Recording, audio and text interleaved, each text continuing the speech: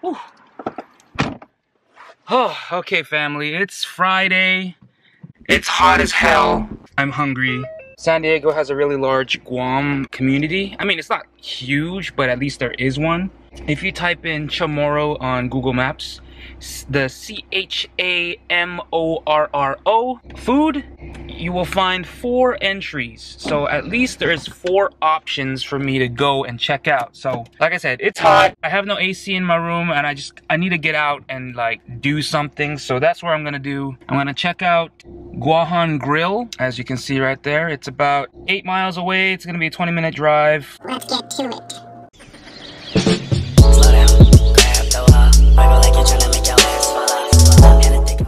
Fun fact, I got a new pair of glasses at Ross for 10 bucks, and that's not the fact. The fact is that I bought it because I lost my previous glasses, which were Oakley Holbrooks, at the gym. And I don't know, something with this gym is cursed with me because not only did I forget my glasses in the locker, I forgot my do I look like Pitbull right now? What the hell? Mr. 808 or 805, Mr. 8 something. Yeah.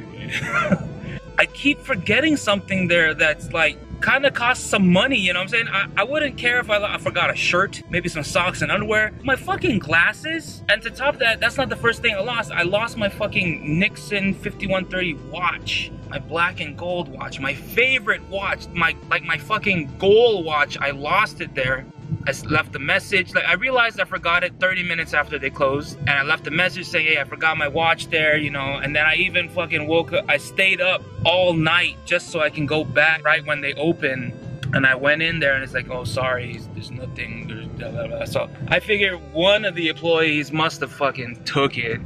I mean, it's a fucking Nixon watch. What do you expect? And then again, same thing with my Oakley shades. But then again, I can't be too disappointed with the Oakley shades because technically I got those for free. A customer from when I was still on Guam forgot it, and so I kept it. So I guess it's sort of karma or something, you know what I'm saying? It's coming back to bite me in the ass. But so that's why I got these, to make me look like Pitbull and some shit. And yeah, I just wanted to share that story. That fucking gym, although like I really like working out at a gym, it does have a few things that one, their dumbbell weights only go up to 80 pounds. You know, back on Guam it went all the way up to 150, so you had that option.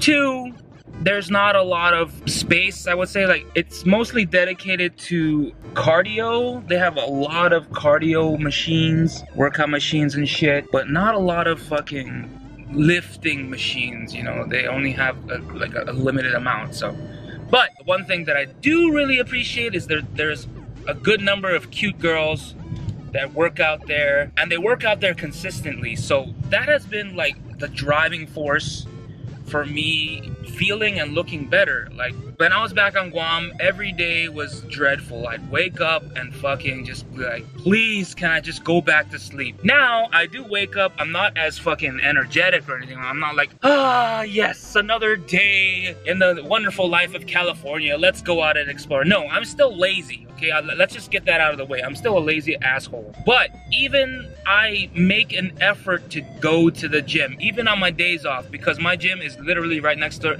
door to my work. So like after my work shift, I could just, you know, leave and go to the gym right away. Even on my days off, I'll go. Like, I'll look forward to going, and I appreciate that.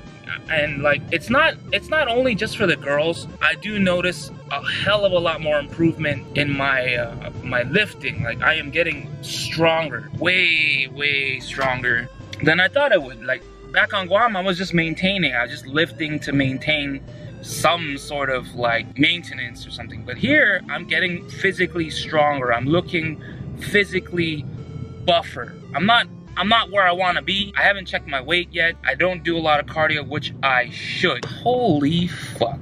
The goddamn Google map just took me in a goddamn circle.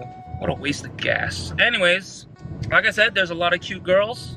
It helps. It really does help mentally to have cute girls working out at the gym. Even if you don't talk or anything, just having them around like boosts my like confidence in like lifting more weight. Of course, every guy's gonna want to show off, and you know, if there's a girl next to you, you want to push as much heavy weight as you possibly can, or you know, do a little flexing and stuff.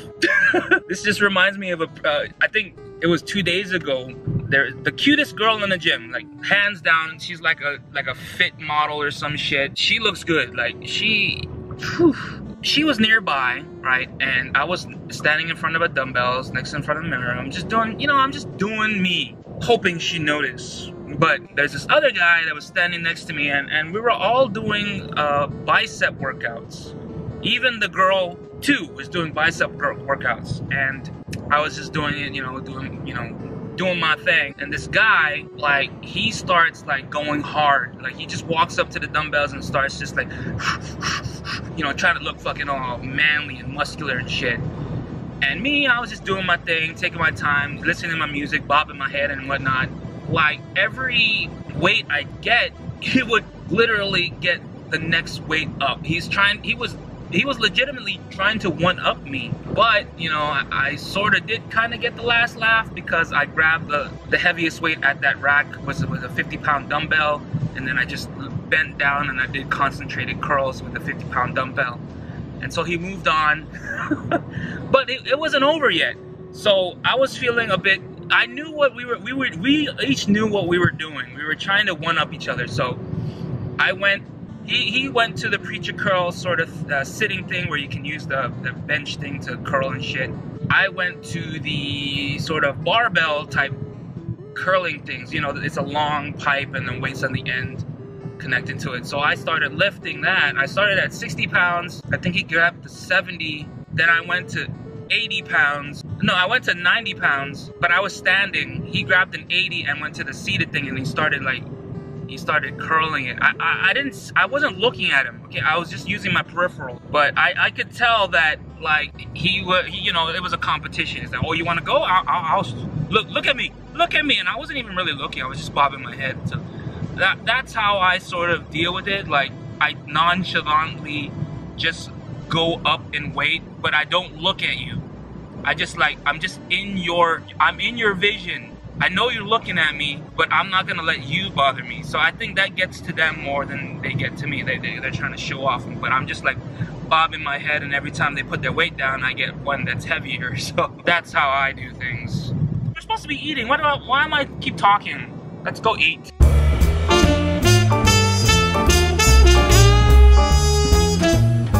Guahan Grill.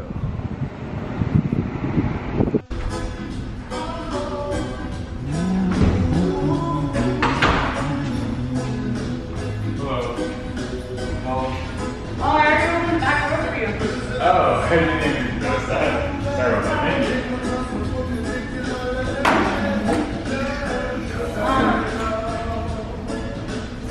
Okay, Guahan Grill impressions. For the price, I got this, I think it was called the Guahan plate. It's not a bad price. It was a lot of food for like 16 bucks. But you know, there's a cost of tax, so it roughly translates to around $18, give or take. It was not bad. It was the portion was pretty good. I was stuffed. It was a lot of meat, surprisingly. Wink, wink. So what it was, if you saw in the video or the picture or whatever I took, it's a plate that consisted of 2 scoops of red rice. It's not like the largest of scoops, but it's enough.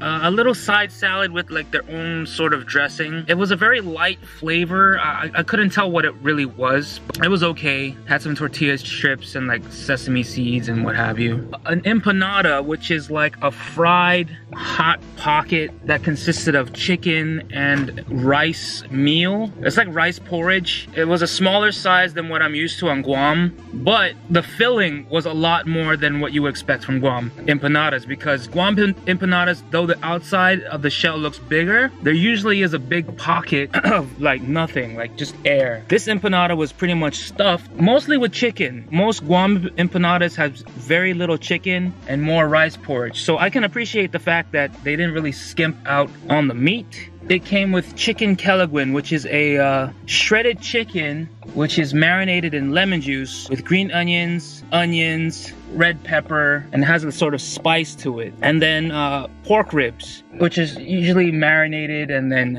sort of like grilled over a stove or some shit. Overall, the flavor is okay. It wasn't. It was lightly bland in some aspects.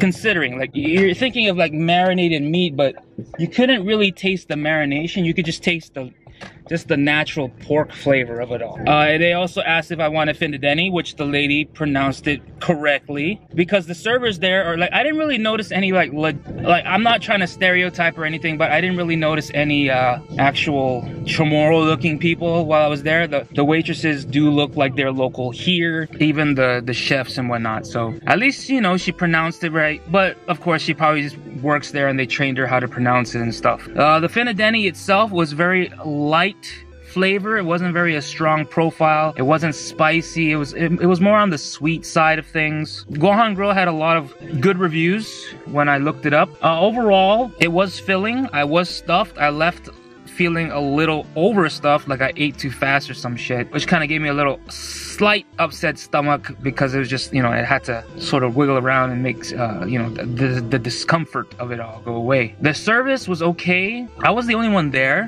when I got there. Like, you know, this is just coming from a server. She just looked like, I mean, she was nice, but like, it felt like she was kind of impatient a little, even though there was nobody there. I'm not knocking on her. I would be more engaging, but that's just me. Even though I'm like the least engaging person, I would be more engaging than how she was. The atmosphere was okay. A lot of island music, popularized island music. We're not talking about Guam music. We're talking about like Hawaiian, Polynesian type music. The atmosphere itself, there was like a lot of sort of Guam things, like a Guam Laddystone and a sailboat. The Galiti, I almost forgot what it was called. I've been living here so long, I'm starting to forget my own culture. It just kind of reminded me of Proa. If you know what I'm talking about, Guam, the atmosphere and the food definitely reminds me of Proa, except Proa is probably more expensive and you don't get as much, or maybe you may get the same amount of meat. I don't know.